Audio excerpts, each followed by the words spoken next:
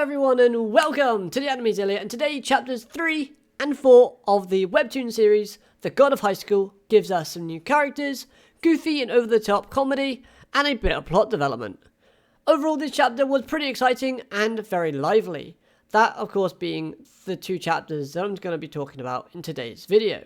So to start off with, let's talk about the main character of focus, new character that we're introduced to in these two very lively chapters. That, of course, being Mira, a highly surprising character that I strangely don't mind. I like her character traits and her quirks. Yes, she's clumsy, but the fact that she's a very strong female character gives her some good pointers and good ticks in my books. I like it when a female character is viable and strong, and you can rely on that character. I don't like it when they fall into that damsel in distress category. And this character, she has some quirks and traits about her.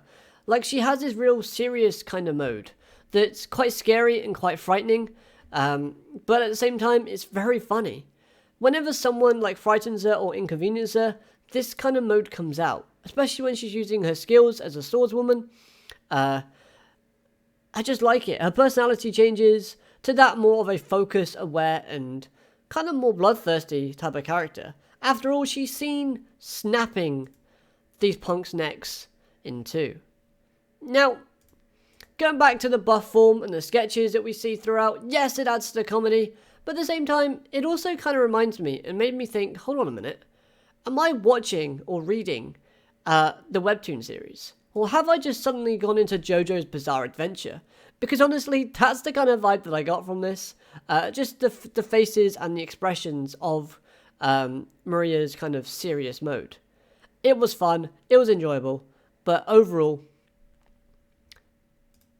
the character of Maria, really liked it. Great introduction to her character, as it shows that yes, she's a threat, and she'll probably scare most of the male competitors off in more ways than just using her sword fighting skills.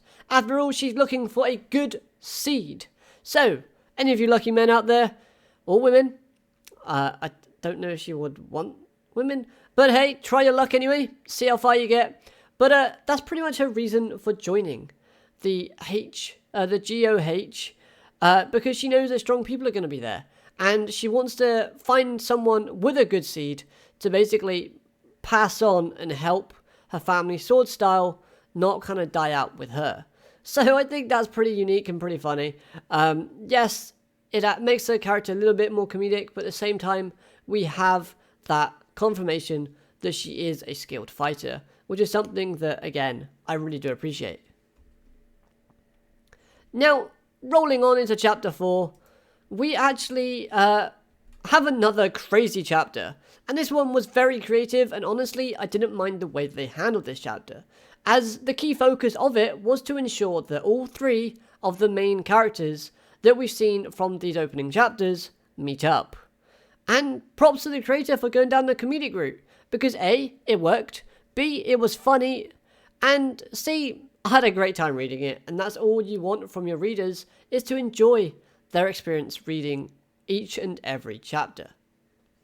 Now, the stuff about breaking the fourth wall was effective, and it tells the readers that, hey, this series is going to be serious at times, but I'm not afraid to be adventurous when it comes to the comedy, which is something, again, I personally do like, because, yes, having a serious anime or series to read is always good, but at the same time, you need that comedic break just to kind of let your mind come back down from the crazy hypeness that we always have.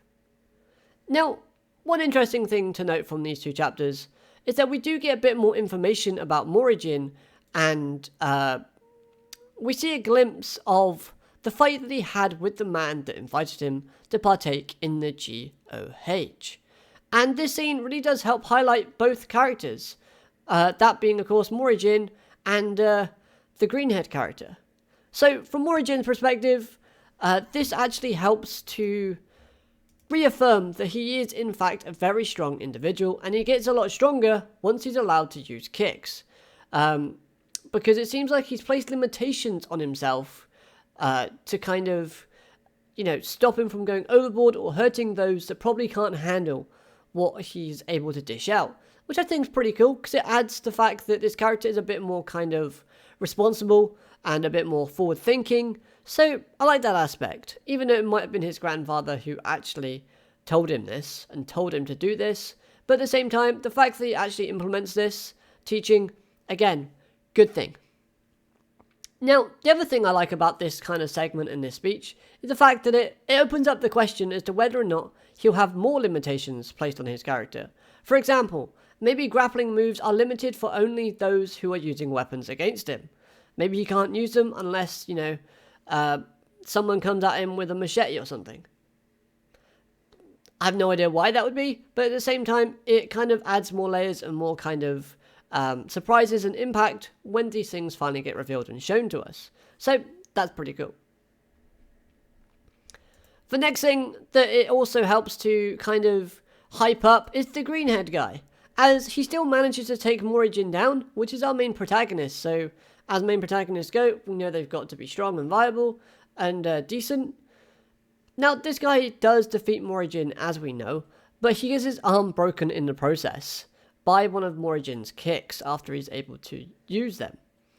And the fact that this character still took him down and still proved that, hey, I'm stronger than you even with a broken arm, wow. It makes the impact of the main protagonist losing in the first chapter a lot more impactful, and it kind of does open up that door to say, look, I'm so much more stronger than you, get on my level, or, you're not going to survive in this competition. Again, great storytelling. That's one thing from these 4 chapters so far that I've managed to get is good storytelling and writing skills, which is something, again, I really do appreciate and I like from the series. Overall, I like these 2 chapters that we saw. Personally, though, I prefer the first 2 chapters because from a story standpoint, they're a bit more telling and the characters are probably a little bit more relatable than Mira at the moment. But hey, that's just my personal opinion. I want to know what your thoughts are on these 2 chapters that I talked about in this review/video down in the comment section below. Let me know all of your thoughts and what you think about some of the stuff that I've said. If you liked this video, make sure you hit that like button. And if you didn't, then you can dislike it, but let me know why. Constructive criticism is always appreciated. Don't forget, subscribe if you're new for more webtoon and anime-based content on this channel. And like always, I hope you have a wonderful day. Arigato, matane, goodbye.